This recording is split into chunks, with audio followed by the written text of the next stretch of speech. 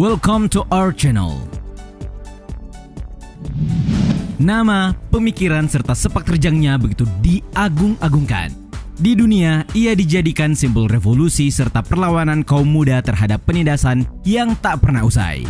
Ya, siapa lagi kalau bukan Kamerat Che Guevara, salah satu tokoh sentral revolusi Kuba tahun 1953 sampai 1959. Meskipun berakhir dengan timah panas, api perjuangannya tetap menyala hingga saat ini. Nah, angkat tangan kirimu dan simak ulasan beberapa fakta terkait Che Guevara yang penting untuk kalian ketahui. Tapi sebelum lanjut, kami ingatkan kembali untuk subscribe channel ini dan aktifkan lonceng notifikasi kamu untuk mendapatkan video edukatif dari Data Fakta.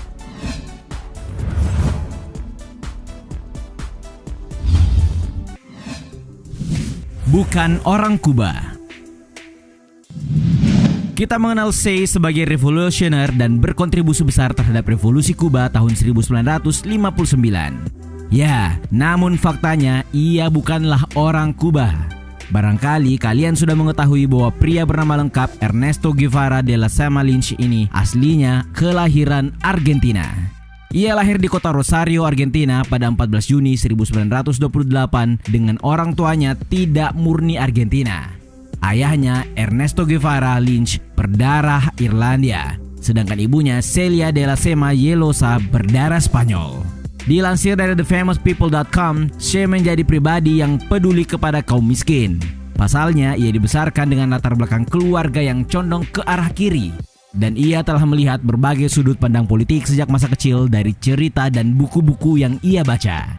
Nah, ayahnya merupakan pendukung faksi Republik dalam Perang Saudara Spanyol dan rumahnya sering menampung veteran-veteran konflik tersebut. Tak heran jika pemikiran revolusioner Che tumbuh sejak saat itu.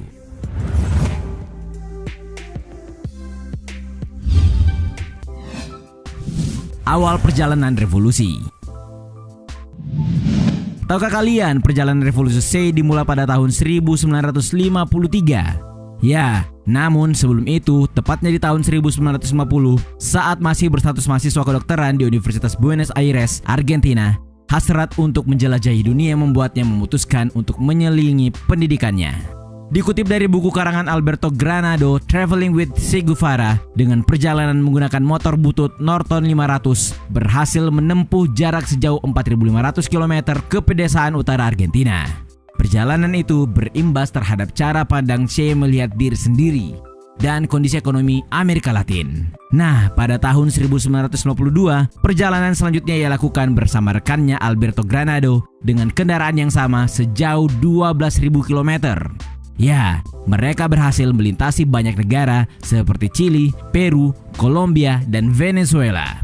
Siapa sangka perjalanan inilah yang membuka mata Che terhadap realitas sosial di benua Amerika Latin dengan menyaksikan kemiskinan, wabah penyakit, dan penindasan. Nah, perjalanan revolusi benar-benar dimulai pada Juni 1953 pasca merampungkan studi kedokterannya dengan pergi ke Meksiko membantu Fidel dan Raul Castro yang berencana menggulingkan diktator Fulgencio Batista di Kuba.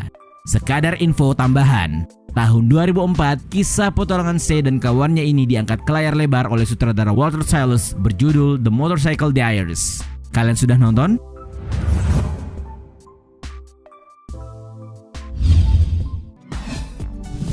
Selera bacaan. Apa kalian tahu Kamerat yang identik dengan cerutu ini sangat gandrung terhadap buku termasuk sastra?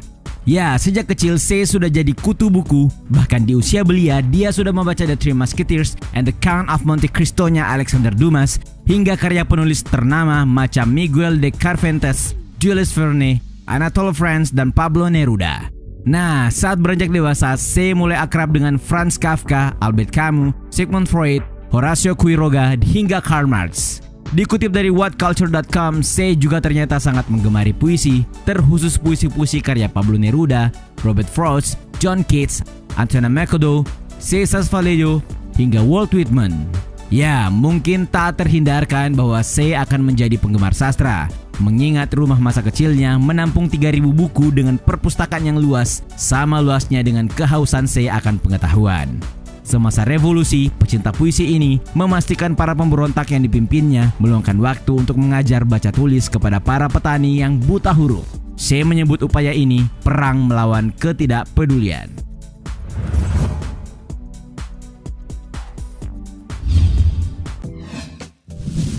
Dijuluki El Canso atau si babi. Tahukah kalian, penyuka Marxisme satu ini sangat jarang mandi alias bau badan.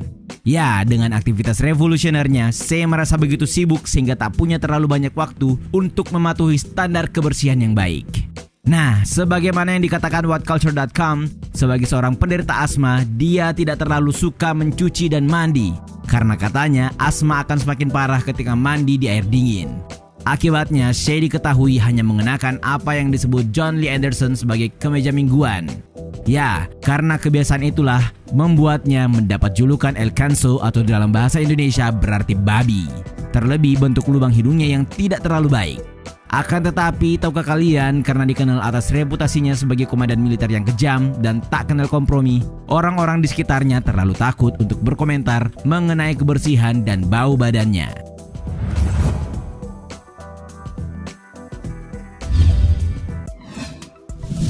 Semangat revolusi di berbagai negara. Che menjadi model revolusioner dengan semangat internasionalisme yang kuat. Ya, kita telah mengetahui bersama bahwa ia bukan orang Kuba, tetapi rela terlibat dalam gerakan revolusioner bersama Fidel Castro menggulingkan diktator Kuba Fulgencio Batista. Nah, ditilik dari laman berdikariaonline.com pada 1994, dia menyaksikan api revolusi yang dikobarkan seorang nasionalis Guatemala kiri, Che Cobo Arbenz, yang terbilang radikal karena berani menasionalisasikan perusahaan paman Sam United Fruit Company. Namun kekuasaan Arbenz tak bertahan lama, karena langsung digulingkan oleh kekuatan kanan yang disokong oleh CIA dan pemerintah Amerika Serikat. Nah, karena bersimpati pada Arbenz, Che sempat bergerilya bersama pejuang Guatemala pimpinan Rolando Moran. Setelah revolusi Kuba, kira-kira tahun 1963 sampai 1964, Che mengunjungi Afrika. Di sana, dia menyaksikan keganasan kolonialisme. Lantas kenyataan itulah yang menggetarkan sekaligus menggerakkan hatinya untuk berjuang bersama rakyat Afrika. Lalu pada tahun 1965, Che memutuskan untuk bergabung dengan perjuangan gerilya di Kongo dan melakukan hal yang sama. Setahun berselang, Che pergi ke Bolivia mengikuti perjuangan rakyat Bolivia untuk memenangkan sebuah revolusi. Namun sayangnya, revolusi di Bolivia inilah yang menjadi akhir perjuangan seorang Che Guevara.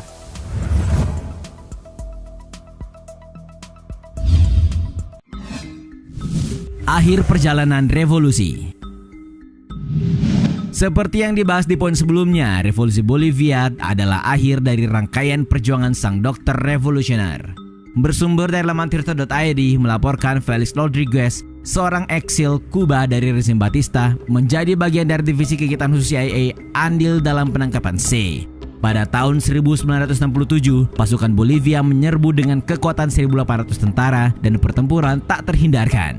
Che terluka dan ditahan, sedangkan Rodriguez menaruh dendam kepada Che, sebenarnya menginginkan ia mati.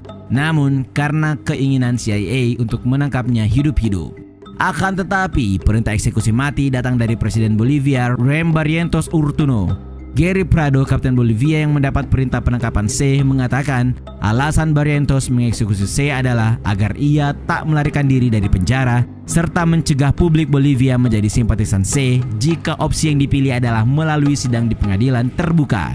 Pada 9 Oktober 1967, Che dieksekusi di Laga Higuera, sebuah desa di Bolivia di usia 39 tahun. Seperti yang tertuang dalam buku Lee Anderson, Che Guevara A Revolutionary Life, Che berucap kepada eksekutor, Mario Terán, "Aku tahu kau datang untuk membunuhku. Tembak, kau hanya membunuh seorang laki-laki."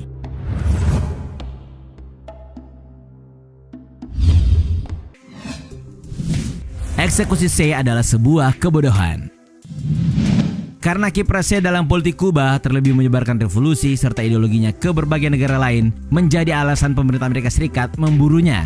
Melalui operasi rahasia yang dilancarkan CIA, bekerja sama dengan pemerintah Bolivia berperan dalam upaya meringkus Che di Bolivia.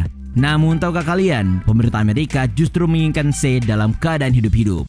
Dilansir dari cheguevara.org, Che selalu berada di radar Amerika Serikat dan CIA. Pemerintah Amerika lebih ingin menginterogasinya ketimbang membunuhnya. Ya, catatan yang tidak diklasifikasikan menunjukkan bahwa Presiden Amerika saat itu, Lyndon B. Johnson, percaya bahwa keputusan Presiden Bolivia untuk mengeksekusinya adalah sebuah kebodohan. Nah, itulah beberapa fakta terkait Che Guevara yang menjadi simbol revolusi dan merawat semangat perlawanan kita yang menarik untuk kalian ketahui. Bagaimana revolusi kalian? Terima kasih sudah menonton, jangan lupa like dan share. Nonton juga video-video edukatif lainnya yang sudah kami sajikan untuk kalian. Sekali lagi, jangan lupa subscribe dan tinggalkan argumenmu di kolom komentar. Sampai jumpa di video edukatif data fakta selanjutnya.